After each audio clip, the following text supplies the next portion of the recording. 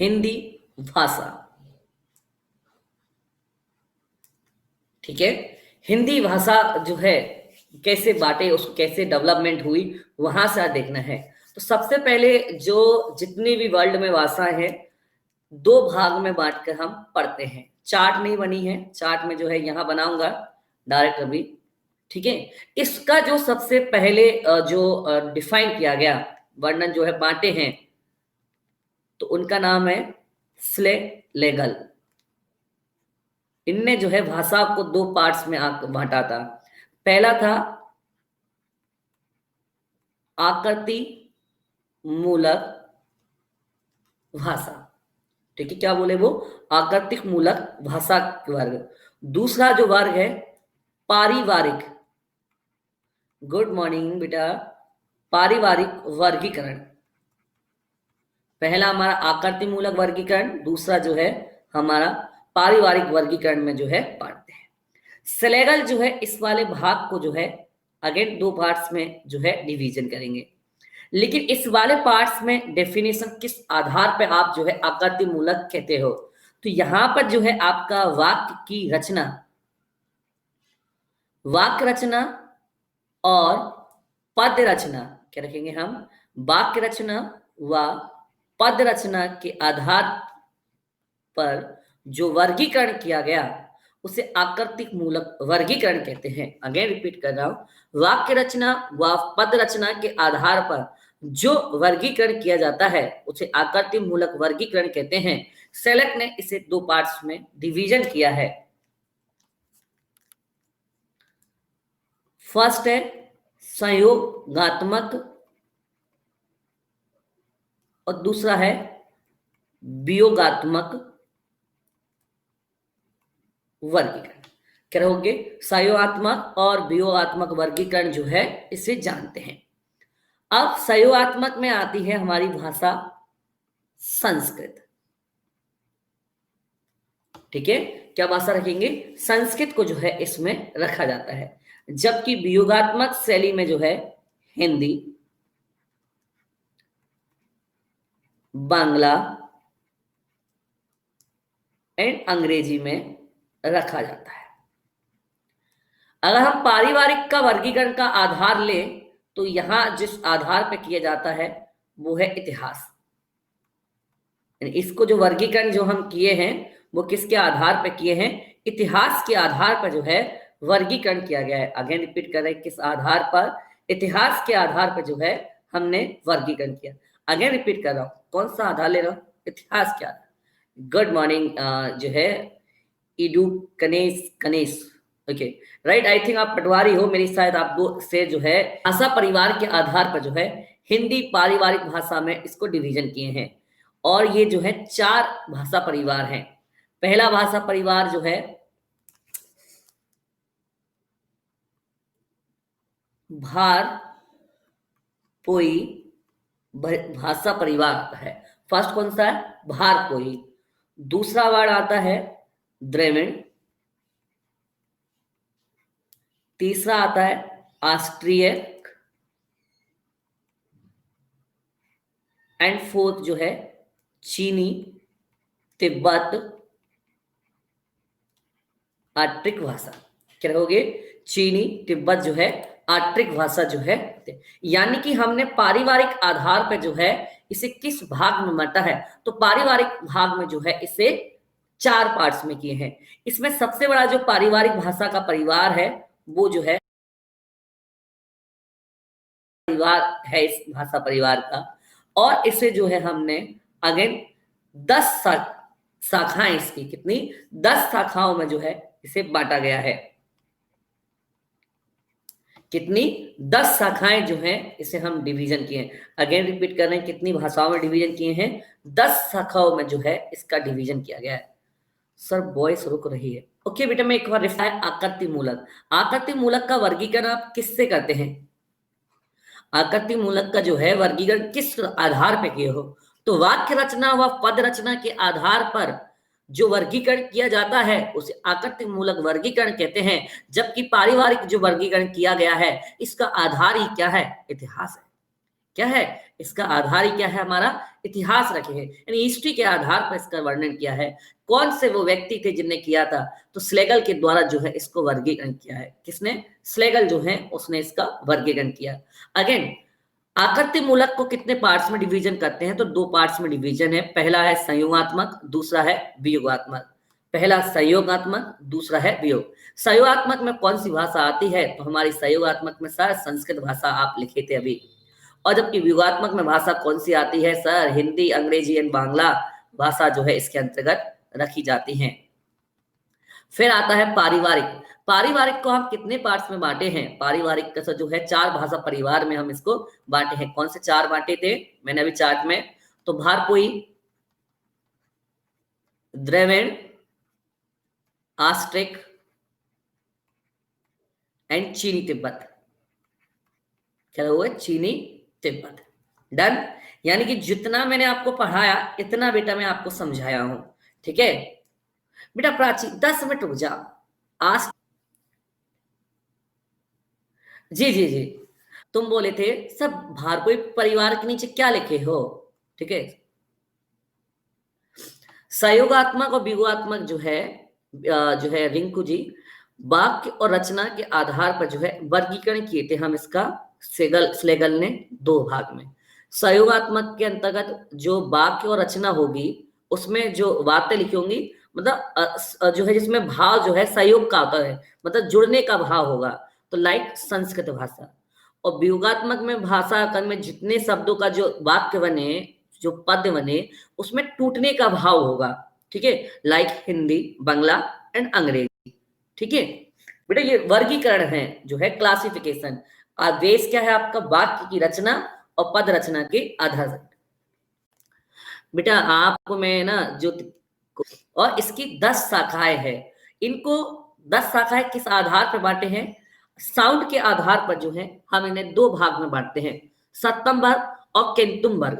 क्या रहोगे, सप्तम वर्ग और केंतुम वर्ग की भाषाएं इसके अंतर्गत आ जाती हैं। अगेन, सप्तम वर्ग जो है अपना 4 पार्ट्स में डिवीजन है। पहला, भारत और ईरानी का आर्य भाषा वर्ग, बाल्टो यानी स्लाविक परिवार, आर्मीनी परिवार, अल्बानी परिवार। केंतुम में फर्स्ट, जानिनिक, केल्टिक, ग्रीक, लिखरी, हिटेटाइट, इटालिक। लेकिन इसमें काफी जो है आगे जब साइंटिस्ट जो हिंदी के शास्त्री थे, जब वो आगे आते हैं तो इन्हीं जो भाषाओं को था, पहली जो हमारा भारत का ईरानी आर्य भाषा जो परिवार है, तो डॉक्टर गियरसन, जिनका जो है कि भारतीय भाषा परिवार में हिंद जो हमारी भाषा का वर्ग था उसे किसने क्लासिफाइड किया, तो जो है डॉक्टर गियरसन जो है इस भारत ईरानी परिवार को जो है 3 उपवर्गों में बांटते हैं। यानी अगेन जो है अपना भारत ईरानी आर्य परिवार है वो कितने पार्ट्स में डिवीजन हो रहा है, 3 में। बेटा हमें ये 6 नहीं पढ़ने, सिर्फ मैं नाम बता दिया हूं, और ना ये बाल्टिक 2 3 4 पढ़ने हैं, ठीक है, क्योंकि हमारे एग्जाम में नहीं है सिलेबस में, हमारे भारत ईरानी आर्य परिवार है, ठीक है। तो अब इसको हम कितने पार्ट्स में अगेन डिवीजन कर रहे हैं, 3 पार्ट्स में डिवीजन कर रहे हैं। तो हिंदी भाषा परिवार का विभाजन जो है किस व्यक्ति के द्वारा किया जाता है, तो हिंदी भाषा परिवार का जो विभाजन है डॉक्टर गियरसन ने किया है, ठीक है। कितने पार्ट्स में, 3 पार्ट्स में, ईरानी, दरद और भारतीय आर्य भाषा। तो हम इसकी चार्ट बना लें, चार्ट से जो है आप लोग अच्छे से समझ जाओगे। क्यों, चार्ट बना लें क्या, चले अपन आगे, चार्ट बना के जो है आपको जल्दी से याद हो जाएगा। यहां पर जो है अपन चार्ट से जो है इसको एक बार देख लेते हैं, चलिए ठीक है। जो है अपना क्या है, भारतीय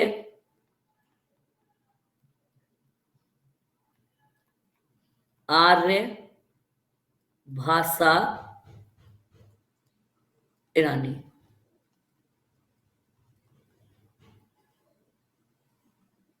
डिवीजन कौन का है, डॉक्टर गियरसन का, ठीक है। कितने का, हाँ, भारपोई भाषा परिवार का जो है 3 वर्ग में डिवीजन किसने किया है, तो गियरसन ने किया है। पहला कौन सा पढ़ाया मैं आपको, जो फर्स्ट है ईरानी साहित्य, पहला ईरानी, दूसरा दरद, और तीसरा जो है वो कौन सा आता है हमारा, भारतीय आर्य भाषा। तीसरा कौन सा हमारा, भारतीय आर्य भाषा। अगेन रिपीट कर रहे हैं, भारतीय आर्य भाषा। अब आ जाओ किस पे है, ईरानी पे। ईरानी जो धर्म ग्रंथ है, ठीक है, इसमें एक धर्म बना था, इनका प्रमुख धर्म ग्रंथ, जैसे हमारे यहाँ रामायण वगैरह रचना हुई, तो ईरान में जन्मी अवेस्ता। ईरान में क्या जन्मा, अवेस्ता जो था, इसका डेवलपमेंट हुआ ईरान में। अवेस्ता शब्द का जो मीनिंग आता है, दर्द सब लिखा है, अटल दर्द, आपको जो पीडीएफ फाइल दूंगा ना, उसमें बेटा सब लिखा है। अवेस्ता का मीनिंग, भाई चार्ट नहीं बनाया हूं, चार्ट मेरे को बनाना नहीं आती, ठीक है। अवेस्ता जो है शास्त्र, जो है शब्द का मीनिंग क्या आता है, शास्त्र, ठीक है। और ईरानी का जो राष्ट्रीय महाकाव्य जो है ईरान में जो लिखा गया था, वो थी शाहनामा। और शाहनामा की रचना जो है किसने की थी, तो शाहनामा की रचना आपको मैंने पढ़ाया हूं, फिरदौसी ने की थी। किसने की है, फिरदौसी ने जो है इसकी रचना की है। अब दर्द भाषा परिवार जो है किस वर्ग का परिवार है, अब इस शब्द को समझो। तो दर्द शब्द का मीनिंग है पर्वत, क्या होगे, पर्वत का क्षेत्र। तो दरस भाषा का क्षेत्र कहां का क्षेत्र था, पामीर। और पश्चिमोत्तर, पश्चिमोत्तर मतलब पश्चिम और उत्तर पंजाब की भाषा जो है इस वर्ग में आती है। यानी कि आप कह सकते हो पामीर और पश्चिम उत्तर पंजाब की जो भाषा है, वो कौन सी है, दर्द भाषा का प्रतिनिधित्व करती है।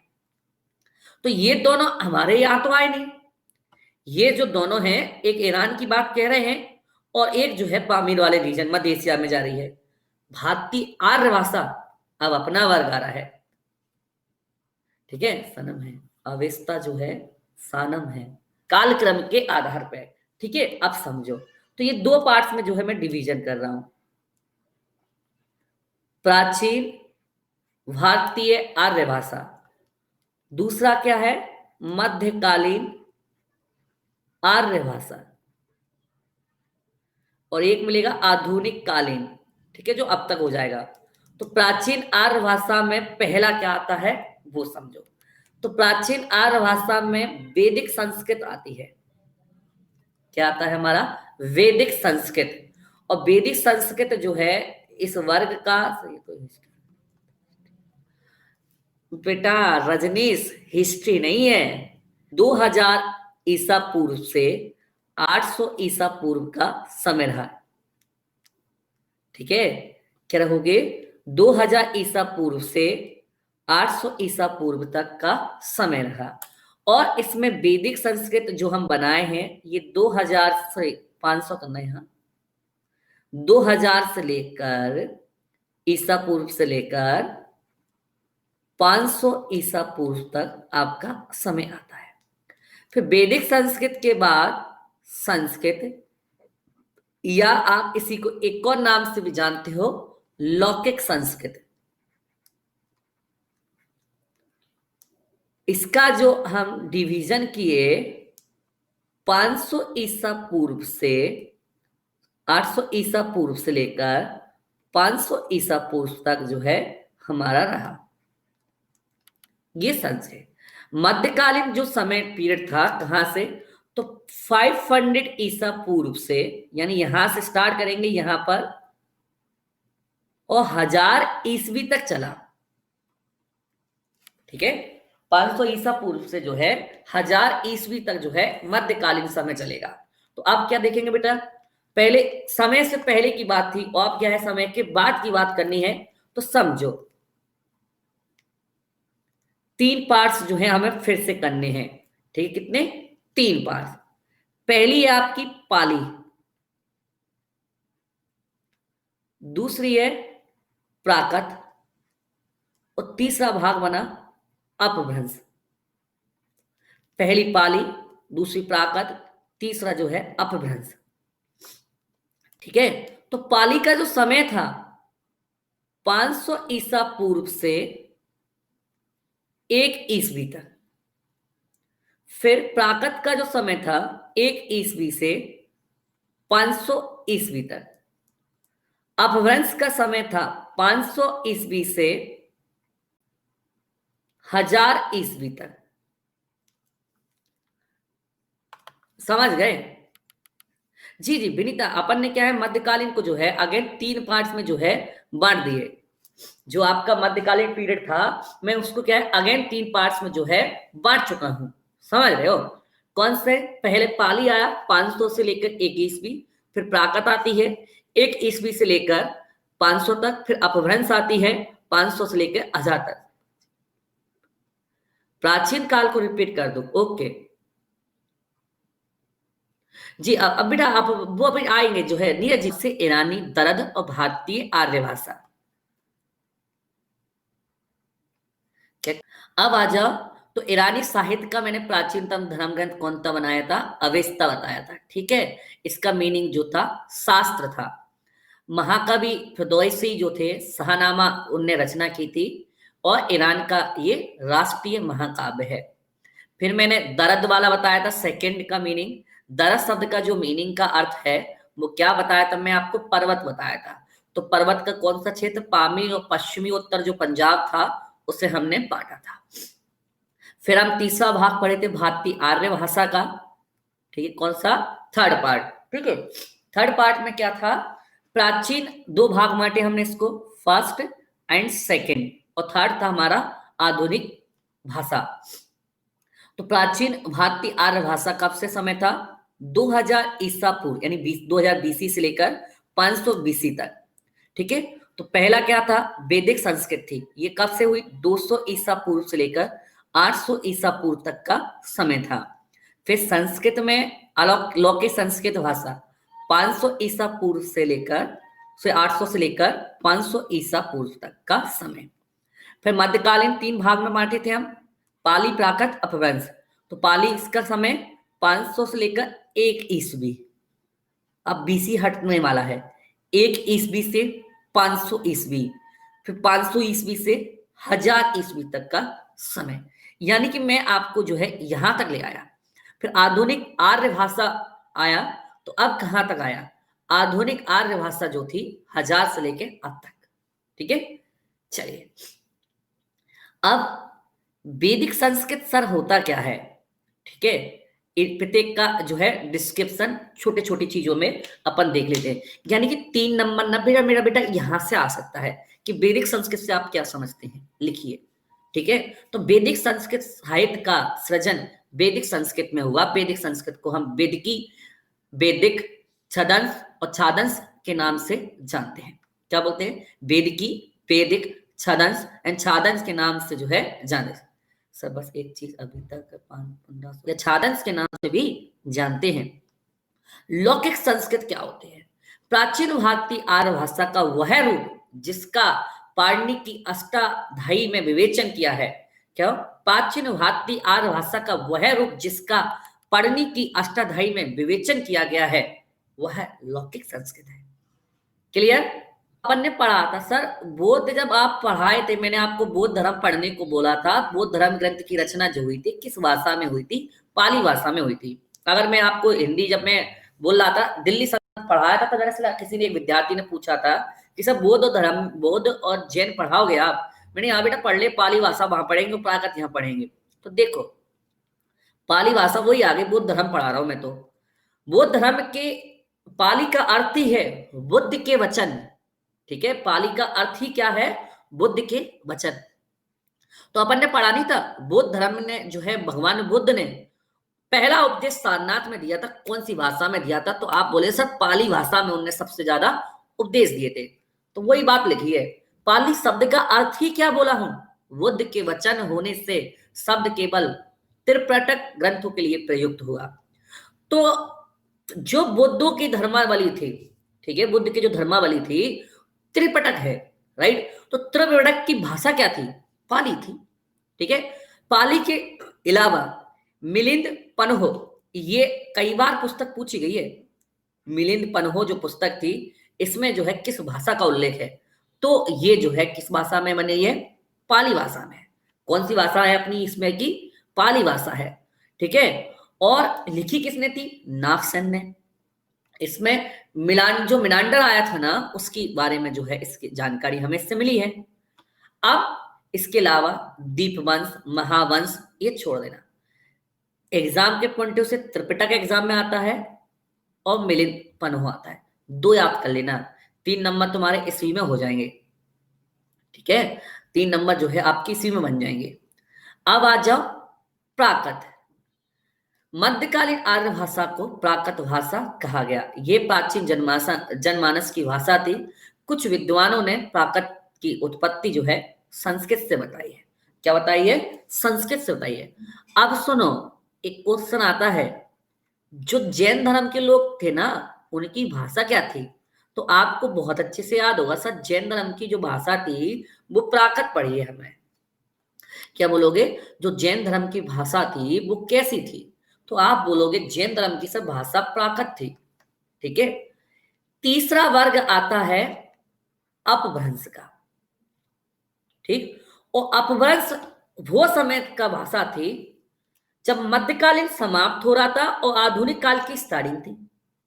क्या बोल रहा हूं मैं, सब समझ रहे हो कि मध्यकालीन का एंडिंग का समय है और आधुनिक काल की स्टार्टिंग का समय है। इन दोनों के बीच के समय जो भाषा डेवलप हुई थी उसे हम बोले अपभ्रंश भाषा बोले। क्या बोले? अपभ्रंश। तो यार ये सर संधि भी तो एक शब्द जोड़ सकते हैं इसके लिए जो है। नीरज, अब तुम्हारे क्वेश्चन पे आ रहा हूं। नीरज, संधिकालीन भाषा बोले हैं। क्या बोले हैं? संधिकालीन। एक नाम समझ गए, इसको क्या बोले? संगीतकालीन भाषा बोले। इसी अपभ्रंश को उकार बहुला भाषा भी बोलते हैं। क्या बोलो? एक नाम और बोलता है उकार बहुला भाषा। इसी का नाम जो है अपहट कहते हैं। अपहट का मतलब संक्रमणकालीन जो है, थोड़ा आगे का समय। ठीक है, यानी 500 से 800 तक की जो समय अवधि थी उसे अपभट कहते हैं। ठीक, क्या बोलेंगे? 500 से लेकर 800 तक की अवधि में अपभट नाम जो है इसका पड़ता है। ठीक है, तो इसे हम क्या बोले हैं? अपभट भाषा बोलते हैं। क्या बोलते हैं इसे? हम अपभट भाषा के नाम से जाना जाता है। इसी को जो है हम संक्रमणकालीन बोलते हैं। क्या बोल रहे? नाम सुनने बड़े एग्जाम में जो है पूछता है ये, संक्रमणकालीन भाषा कौन सी थी? तो अपभ्रंश का एक नाम क्या है? संक्रमणकालीन। इसी को जो है आप एक और नाम बोलते हैं परवर्ती या आप परिवर्तित भाषा। किसको बोले? अपभ्रंश को बोले। किसको बोले? अपभ्रंश है। अब आता है कि अपभ्रंश को जो है क्षेत्रीय आधार पर, क्या शब्द बोला मैं? अपभ्रंश को जो है क्षेत्रीय आधार पर किसने डिवीजन किया? अगेन रिपीट, अपभ्रंश को क्षेत्रीय आधार पर डिवीजन किसने किया? तो यहां नाम आएगा मेरे विद्यार्थियों भोलानाथ तिवारी का। किसका आएगा? अब यानी अब जो है अपनी भाषा मिलने वाली है। अब जो है भाषा का जो है डिवीजन होगा, यानी अपभ्रंश के जो है 5 परिवार में जो है अब फिर से हम इसको तोड़ देंगे। नाम क्या है? भोलानाथ तिवारी का। तो आधुनिक जितनी भी भारतीय भाषाएं डेवलप हुई हैं वो काय से डेवलप हुई हैं? अपभ्रंश से। आधुनिक जितनी भी भाषाएं डेवलप हुई हैं वो काय से डेवलप हुई हैं? अपभ्रंश से हैं। क्षेत्रीय और शब्द अपभ्रंशों को जो है भोलानाथ तिवारी ने 5 भाग में बांटा है। तो चार्ट अब फिर से बनेगी जो मैं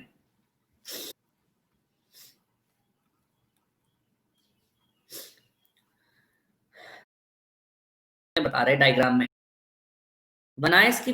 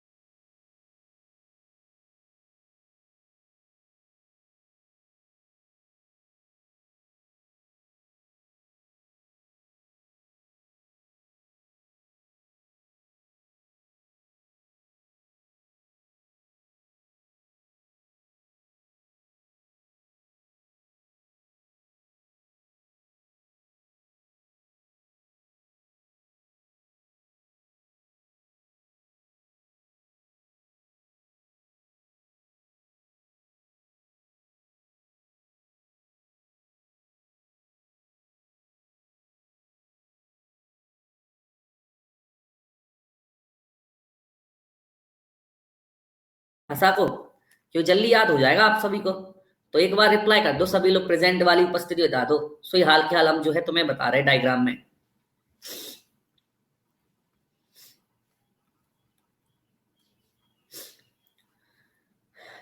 तो भैया मजा आ रहा है, हिंदी पढ़ा रहा हूं, मजा आ रहा है कि नहीं आ रहा? जो है देखो, एमपी ज्योग्राफी के बाद हिंदी पढ़ रहे हो, ठीक है। जो है आप एमपी और ज्योग्राफी के बाद हिंदी पढ़ रहे हो, तो ना चेंज हो गया होगा एटमोस्फेयर। पहला भाग क्या बांट रहे हैं हम? स्वर श्रेणी। इसी को हम मध्यवर्ती भी बोलते हैं। इसी को आप क्या बोलोगे? मध्यवर्ती। दूसरा भाग मागधी। मागधी को आप क्या पढ़ते हो? पूर्वी पढ़ते हो। मागधी को क्या पढ़ते हैं अपन? पूर्वी। फिर आता है अर्ध मागधी। क्या आता है? अर्ध मागधी। इसे हम पढ़ते हैं मध्य पूर्वी। फोर्थ पार्ट आता है महाराष्ट्र ट्री। इसे हम दक्षिणी बोलते हैं। पांचवा आता है प्राचट पैसाची। प्राचट पैसाची, ठीक है। इसे हम बोलते हैं पश्चिमोत्तरी, ठीक है। बेटा आप जो हिंदी है ना, आपको 5 नंबर में आएगा। जी जी, सूरज सैनी के नाम पर वो बेटा इतिहासकार अभी बांटेंगे। अभी जो है भोलानाथ तिवारी बांट गए ना, माला शर्मा, तो भोलानाथ तिवारी ऐसे बांटे हैं। जितनी जो भाषा है ना हमारी, ये भोलानाथ तिवारी बांट गए हैं। तो हम भोलानाथ तिवारी का बात पढ़ रहे हैं अभी, ठीक है। अब तो फिर इनको जैसे अभी अपन ने पढ़ी थी ना भाषा, तो इनका अलग अलग वर्गीकरण करेंगे, ठीक है। फिर आपको आएगा ये सब चीजें। तो समझो स्वर श्रेणी में कौन कौन सी भाषाएं आती है? प्राचड़, पैसासी और पश्चिमोत्तरी। ब्रा बा बकरी का प्राचड़, पैसाची, ये सब लिखा है। अब आप एक एक बात पे। तो इसमें हमारी भाषा आई पश्चिमी हिंदी, यानी कि जो अपनी लैंग्वेज है ना, अभी भाषा चल रही, बोली पे नहीं गया हूं मैं, ध्यान रखना, भाषा पढ़ा रहा हूं। पश्चिमी हिंदी, राजस्थानी, पहाड़ी,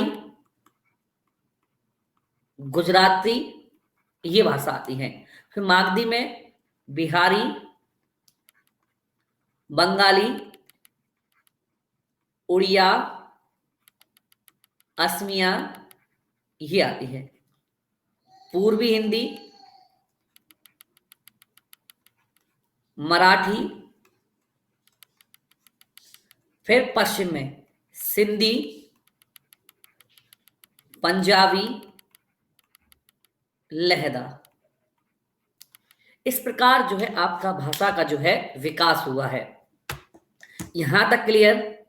तो बता दो, क्योंकि भाई साहब हम लोग सिर्फ 1 घंटे की क्लास है आज हमारी। बेटा अभी रजनी साहब